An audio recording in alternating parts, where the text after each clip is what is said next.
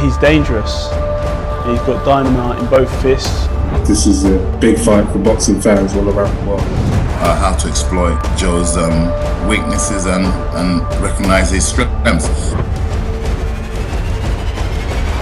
Frank Warren suggested that the winner of this fight will go on.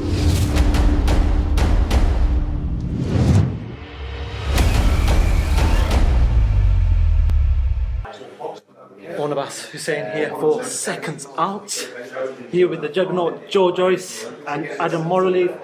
Joe, finally here after all the topsy-turvy year that we've had, all the rearrangements, all the postponements. We're here. It's fight week. You've got a green wristband on.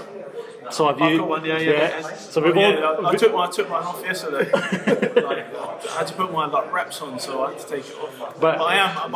Rest assured, I am negative. Because even Daniel said positive, and a BT's going to be. So everyone even plays with my mind, so it's fine. But yeah, just talk to me about how you're feeling. You know, it has been crazy for fighters. They've had to readjust their training plans. You know, you hit a certain peak, and then you've got to go back down, and then hit a peak again before this fight. How has it been for yourself? It's been hard because I had to cut my training camp short, and then I didn't really know what was going to happen, so I had a little bit of time off, and then last minute I had a fight with Wardish. Okay.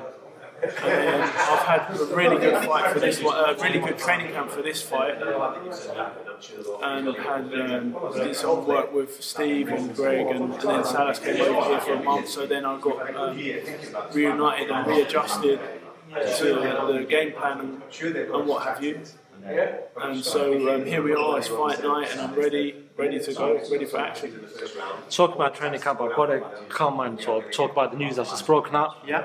Ismael Salas tested positive for COVID-19. Adam, I want to ask you then.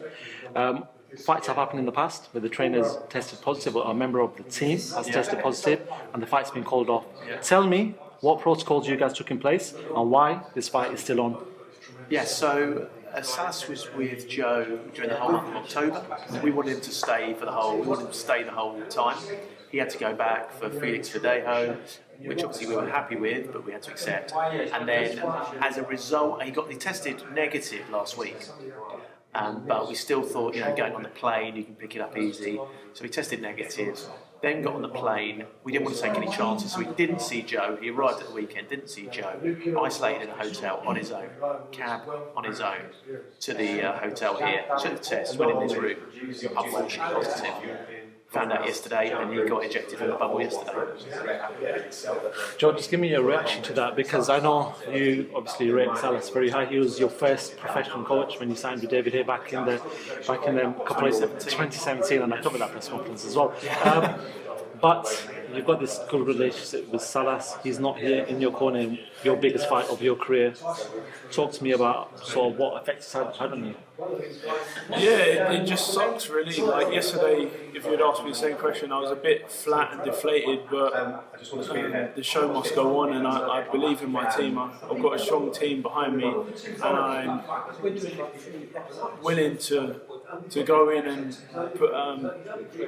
show you what I can do and beat this obstacle that's in front of me. I then do want to talk about this whole splitting time with his other fighters in Vegas and coming to London to probably spend some time with you. It's not ideal for any fighter to have a trainer that's probably away. In your situation, the coronavirus came and you really wanted to go out to Vegas. Didn't happen. Before this camp, has it been an ideal training camp with Salas being over there? I know you have Broughton here, Stephen Broughton, but how has it been for you guys? I think Joe with Salas because he can go to Vegas and train with Salas. And he gets the A-list treatment in Vegas. But when you're a coach as good as Ismael Salas, you have more than one boxer.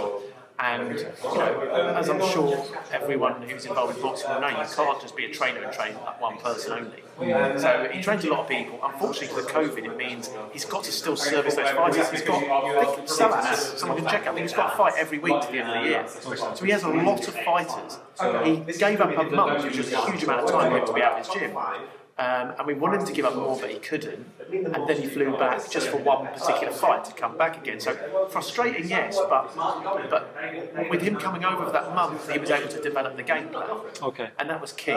Develop the game plan that Steve can put into play. One of the questions we got asked earlier was whether or not we thought about bringing someone else in. Yeah. Bringing in a experienced head, but we chatted it through with Joe and we're happy with who we got. We got Steve. Steve's been the lead trainer for Derek Chisora. We've got Jimmy Tibbs coming, who's probably the most experienced quarterman in boxing. We've got Greg Stannard. We've got a great corner. And then let me ask you then, going forward, providing Joe wins this fight, even if he doesn't, but you guys obviously think he's going to win. But going forward, would you still be working with Salas if the situation is the same as it is today in regards to flying out, coronavirus, COVID, and everything else? I mean, I guess it depends on a lot of things, doesn't it, Joe? It's your call. It depends on a lot of things. Joe, what about you? You tell me.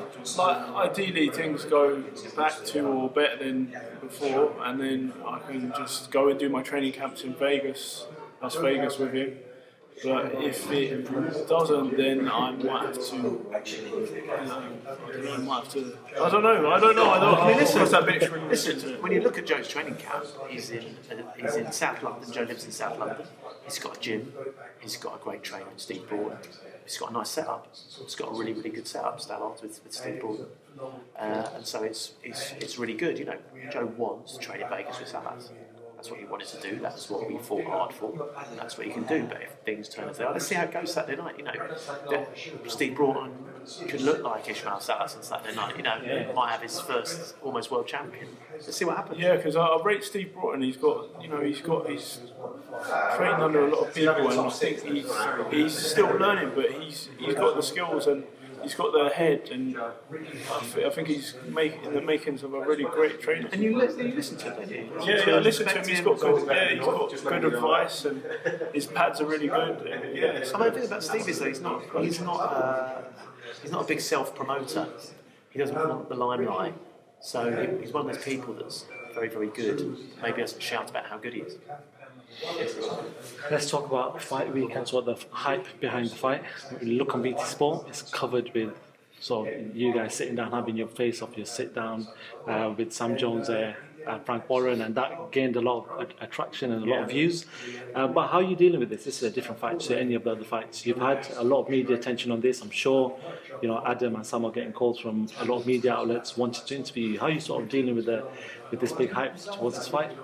Well, I feel that I've done it all before, and I just take it in my stride really, and it's part and parcel with the career I chose. So once I get in the flow of it, I think I'm okay. But listen, both of you fighters were on the stages then. You're confident, he's confident. You talk about resumes, you've said you've got the best resume, you've also got a better amateur record, or you've obviously proved to be a better amateur with things you've done. But just tell the fans on why on fight night you're going to win the fight. Because I've got the experience. Here we go. I'm just going to get out the list. Okay, go on. I've got a good chin. I've got good endurance. My engine's like probably the best, and my punch output as a heavyweight boxer is phenomenal. Maybe not speed, maybe not that great, but all my other attributes are right there. I'd also say this, I think there's a big mental element to boxing, really, really big mental element to it. And I saw Daniel today, we'll see him tomorrow, and people kind of read into things, but I thought he looked nervous today. A lot of deep breaths from him. I think he'll look more nervous because I think all the pressure is on Daniel Dubois. All of the pressure. Joe's a 4-1 rank outsider. He's 100-1 to win in the 12th round. You know, he's a massive outsider. So he's got, he's already received all the hate. Sam and I just get his slows, this, is that. He's already received that. Daniel Dubois has been promoted phenomenally by Frank Warren. Everyone thinks he's incredible, and he will be thinking, if I lose to someone who's phenomenal, which Joe is, I'll just get stick, I'll just get abuse. Hype job, never any good anyway, told you he was useless. Which is completely wrong, by the way, because I totally rate Daniel Dubois, and I think regardless win, lose or draw against Joe, he's going to have a terrific career. He's a phenomenal boxer. But he will be fearful of the backlash if he loses to a 4-1 outsider. And I think that will play on his mind. Then the question I've got to put forward after that then is, Joe's obviously older. If Joe does lose, it does mean that he has to go a couple of fights back, and there isn't maybe much time in regards to the next couple of fights. I know Joe probably won't be fighting for a world title in the next couple of fights. He loses, he has to probably look for other opportunities, which may take a couple of fights to get back on top. Really, is the pressure then? Is there a lot of pressure on Joe going off that then? I don't think so, because I think the heavyweight division is a bit unique. Derek Chisora's lost 10 times. He's still as marketable in his next fight. He's still Derek. You know, Joe is entering into in this fight that league where he's a name heavyweight, and name heavyweights will always get work. So yeah, of course, we're only planning on winning, but losing is not a disaster because he's a name. Joe, give me your thoughts on that. I'm not thinking about losing, mate. I get it. Yeah. Okay, last question for myself. In the first press conference, and you said it in a couple of videos I watched, is that there was some personal stuff said from Daniel Dubois. Going forward, and now we're on fight week, we're on Thursday. Just talk to me about how much that means going into the fight now. Is there extra sort of venom in them hands because there were certain personal things said in that first press conference? Yeah, definitely. But I mean, he says he doesn't remember it. I think he said it in the heat of the moment. But I don't know, he just needs to learn some respect and I'll teach him. Finally, Joe, tell the fans what's going to happen on fight night against Daniel Dubois. Daniel Dubois is going to get juggernauted on Saturday night, and you're going to come and jump aboard the juggernaut train.